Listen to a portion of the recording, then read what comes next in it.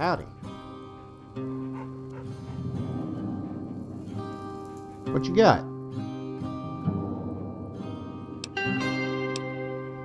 Brookshire's got the intel. Go see him for the details.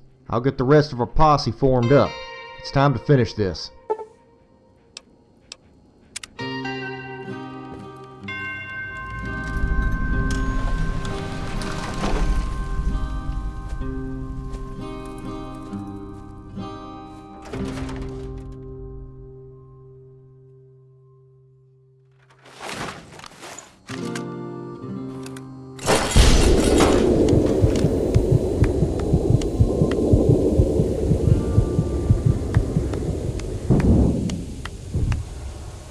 Breathe deeply, courier, and don't strain yourself. I need you alive.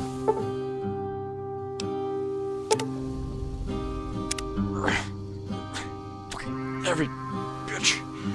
Are you gonna help me move this pile of shit or what? Why don't we just shoot the fucker? Brooker said not to touch this one or Randall. It's part of the deal.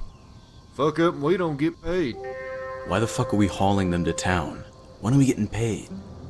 Relax, Brooks said we'll get paid once business in town is settled.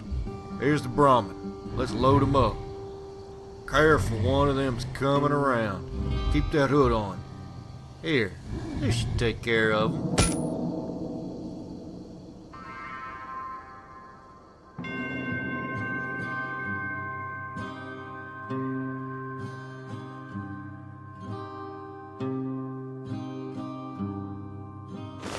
What is the meaning of this? You have no right to detain us. Hell. Cowards! Everyone! Oh, how the mighty have fallen. You honestly can't be surprised that it's me, can you? Virgil is my favorite alias, given the literary roots. Your expression right now. Forgive the cliche, but it truly is priceless. If Brookshire had only known what this was worth to me. That's right.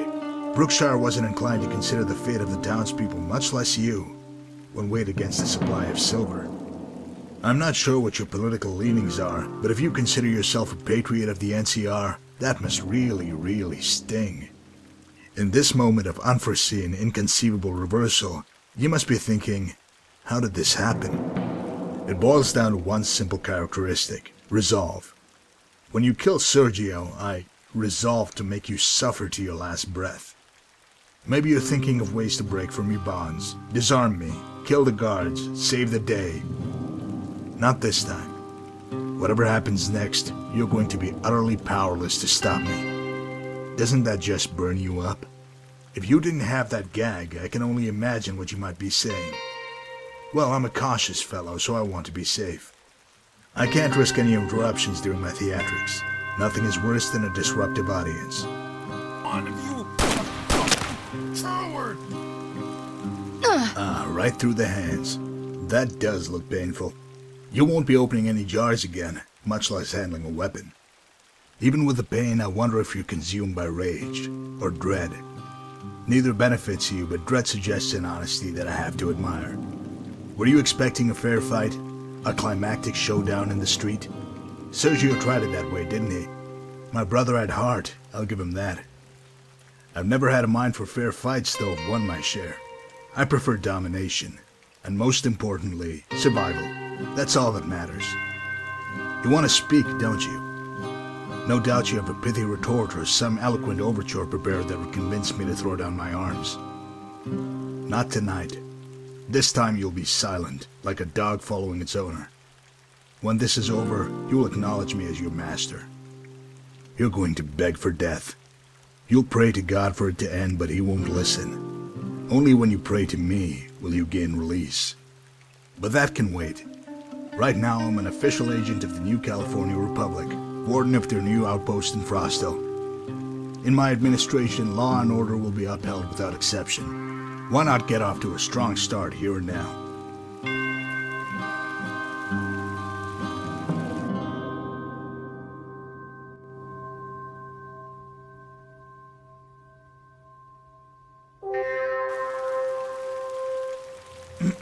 Please don't do this. By the powers invested in me by the new California Republic, I hereby authorize these agents of the justice system to collect unlawful bounties. I'm gonna everyone.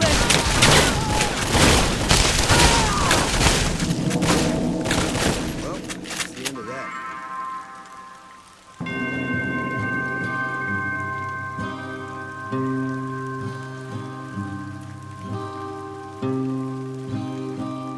So it was done, all according to the law. Randall, Randall, Randall, you came so far only to taste the bitterness of defeat again. Deep down, you knew it would end this way. Ford, you were quite eager to betray Mr. Randall. Why don't you do the honors?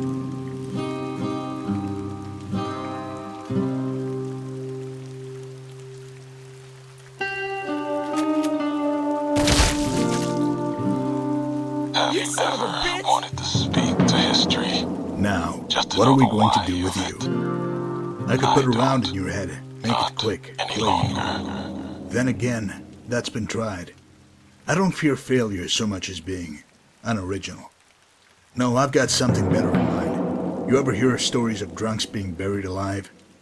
Since you're not in a position to speak, I'll take your indignant squinting as a yes. So I'll continue. When a man is buried alive in, say, a coffin, he might have 30 minutes or so to live. Trust me, I know. I've seen it firsthand. It's one heck of an interrogation technique, acting like you're burying them. I leave them down there for a bit, then pull them up. They always come up gasping. A few even lose their minds in that short span. I guess it's the darkness and the noise. Imagine, your breathing is strained, dust fills your mouth and eyes, and you hear the weight of earth shifting above you. It's inexorable death. That's why I saved you for last. I want you to feel that terror as you dwell on what transpired here tonight, how you were beaten. No matter how hard you are, the terror will take you eventually. In that moment, when you're wishing for it all to end, just remember, I was the one man who beat you. And that's what people will remember, what they'll say for years to come. It isn't just your body that I'm burying tonight. It's your legend.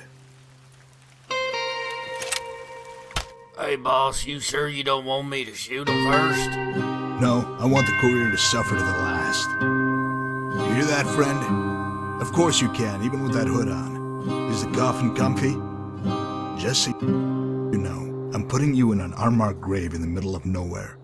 From a legal standpoint, you will have simply vanished. You're going to be just another anonymous stiff. You afraid now? Just let it wash over you. Don't fight it. You're so close to the end. I wonder how you might have molded the Mojave if you'd lived. I'm sure people will speculate to no end. They'll forget you, though. They always do. At this moment of acute reflection, I wonder if you appreciate the futility of your efforts. Your mentor is dead. Really dead. I'll face no legal or governmental consequences. Quite the contrary. I'll become a respected citizen, leaving this town while the worms gnaw on your rotting corpse. You remember that when the air thins out. If you could do it all over again, would you even come here? So much to ponder in the darkness. Rest easy. Close it up, boys.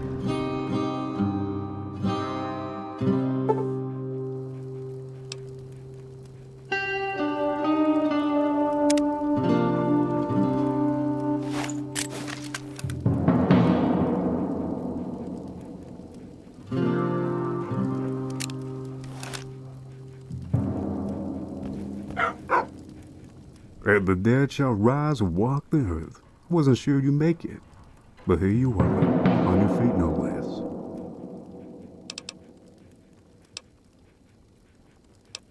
track Marco and his boys after what happened in town. Saw them aim to bury you alive, so I watched and waited.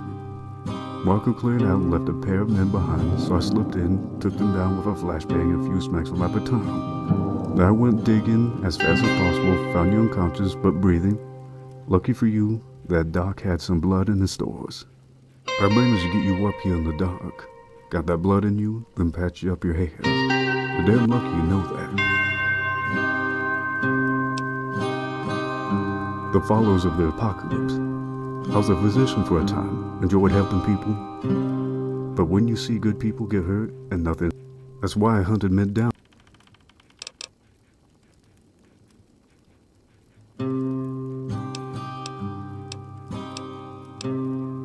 He left town to bury Randall's body. He must have thought pretty highly of him, because the rest were buried in a mass grave. When I last went into town to nab supplies, I saw most of the hunters were living it up in the saloon. Ford was with them. Look, I want to leave this place and never look back. I'm making straight for Mojave, so you're welcome to join me. Burning your boats on the shore, huh? Look, if this is how you want to play it, I'll respect your decision. I can't help you, but I'll wait here. You'll surprise them. They'll probably panic. Don't expect Marco to go easy, though. You're walking wounded. Won't be healed for weeks at least. Marco won't take any chances this time. He'll kill you.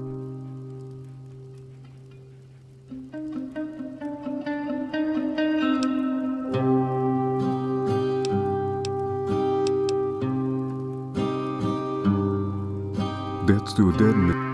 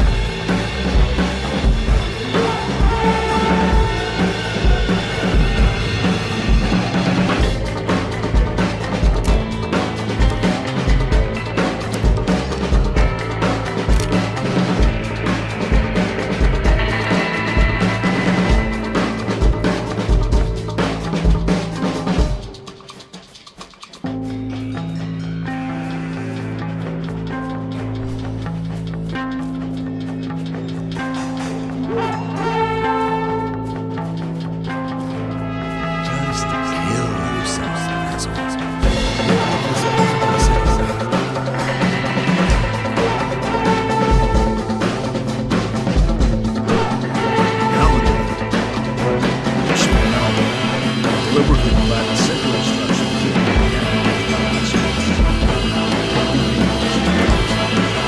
there's no way you can why you can come here. You can't hear this. You could have walked out of this game. Apparently, you just built my brother so I can go get slaughtered at that's my lesson. I know you're anxious to spew some venomous diatribe, but permit me a moment. Let's say that a miracle occurs and you killed me. You'll limp back to the Mojave with a broken body, your myth shattered. People will only remember your feelings. Lousy that way. They won't...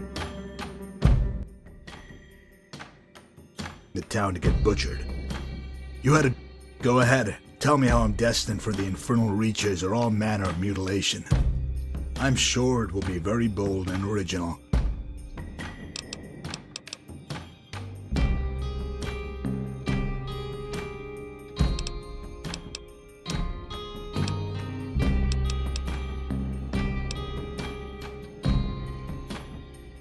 Oh, how sentimental of you. Using Randall's old piece. I knew I shouldn't have buried that stuff with you. Very careless. You know, I've also got a revolver that I've used over the years. I call it Old Scratch. Not sure exactly what inspired the name. It just stuck. I'm normally not keen on religion, but sometimes I think this old Roscoe has a hunger for souls. Crazy, right? So it's your Remington versus Old Scratch. Sounds like a pre-war monster movie. Wouldn't it be ironic if that's all that people remembered? Pardon me, I'm normally not so glib in these moments, but the tension is just invigorating. It's time.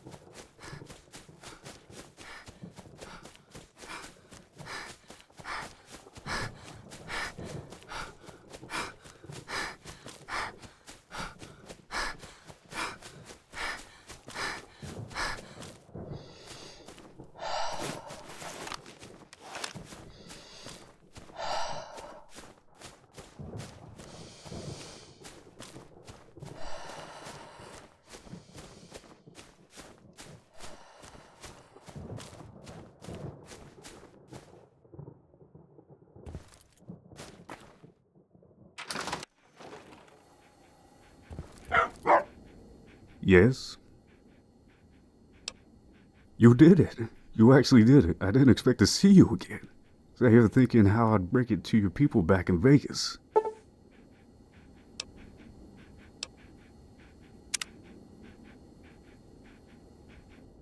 And so it was that the clash between the courier and Margot had come to its conclusion. Their actions had reshaped Frost Hill and irrevocably changed the fortunes of numerous inhabitants.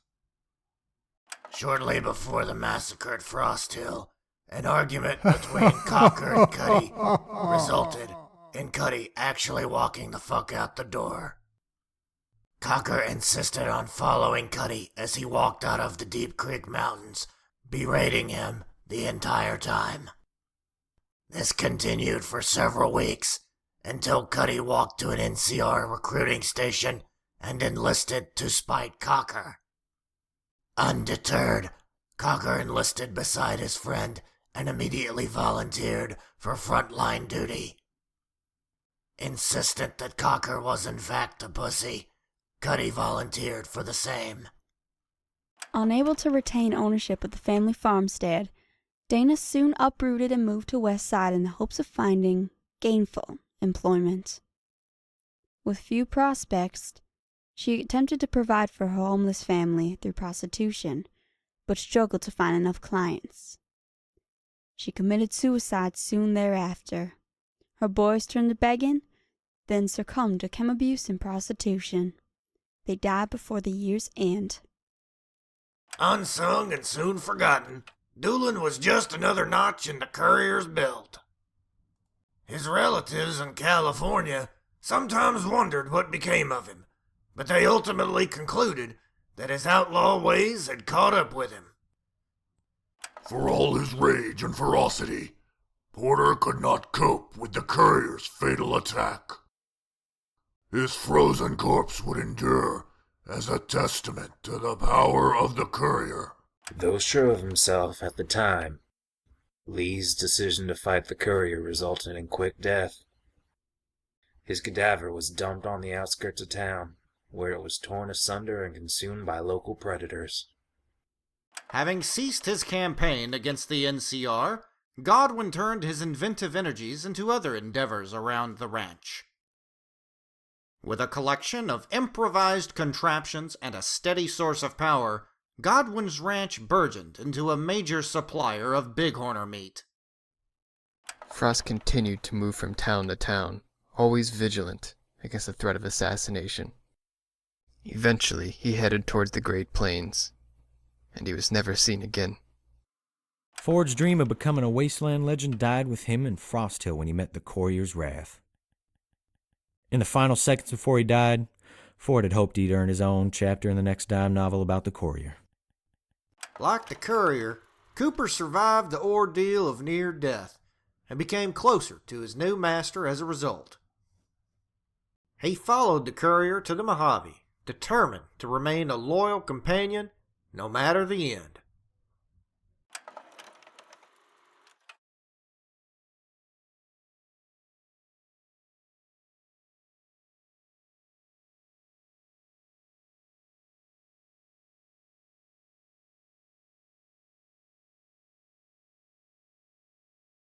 Just north of Mojave, Thorne said his goodbyes to the courier and headed towards the setting sun.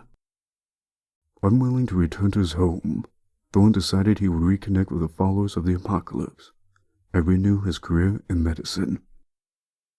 By assisting the helpless and healing the infirm, Thorne was able to move past the hills of Frost Hill. Look at that. He prayed, Yeah, let the let's murder a courier clown. do the same. That's what I saw. Start killing Fresh already. off his Fuck them successful up. operation to annex the Deep Creek Mountains, Brookshire was warmly received by his superiors at the NCR Embassy. After he ferried the surviving orphans of Frost Hill to state homes, Brookshire quietly filed a report that classified the courier as MIA. For his efforts, he was awarded with a promotion and a special commendation. His agency's director would call him a model for us all. Brookshire then planned his next operation from within the embassy, confident of his success, never considering that the courier might return. In spite of his best efforts to evade the courier, Glanton finally met his end, deep inside Knife Point Cavern. Glanton's surviving supporters hailed him as a martyr, and soon hunted the courier in a quest for retribution. In the end, Marco was undone by the very trait he so often touted, resolve. The courier persevered through pain and death in order to claim victory. Without his strong leadership, the NCR outpost at Frosthill floundered. Once the 80s resumed their raids, the town was abandoned. Even after his death, Marco's name incurred fear and dread whenever it was muttered. His body had perished, but the legend endured.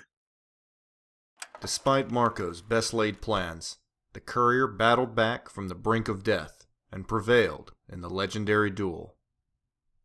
Though Marco was dead, the courier had not emerged from the contest unscathed. She would bear physical and mental scars for the rest of her life. Quietly enduring her injuries, she steadily limped back to the Mojave wasteland, where uncertainty and war awaited her.